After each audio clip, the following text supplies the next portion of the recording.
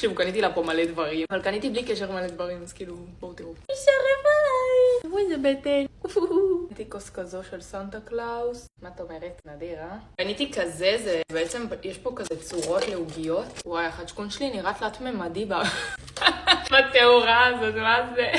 מואנה מוכנה לפריט הראשון, שימי לב. הפריט הראשון, צעצוע של סנטה קלאוס, מה את אומרת? חמודים! לא יודעת, יש לזה גם וייב של קריסמס, סוכריה כזאתי, יותר גדול ממנה, יותר התחברה לטיקט. זה, שנראה לי הם שמים את זה על הדלת בקריסמס, או משהו כזה, מושג. וואי, זה נעים. זה קצת פתאום הבנתי שזה בצבעי פלסטין, אבל כבר הייתי בקופה, ולא היה לי נעים להעיף את זה. ספק פלסטין, ספק קריסמס. נראה לי אליו התחברה מאוד. הייתי גרבי קריסמס, גם לי וגם לגיא, הם נעימים בטירוף של סנטה קלאוס. והשוס פה בהזמנה, נראה שזה משעמם אותך. הייתי לסוודר של קריסמס, נראה לי זה כאילו, יהיה לה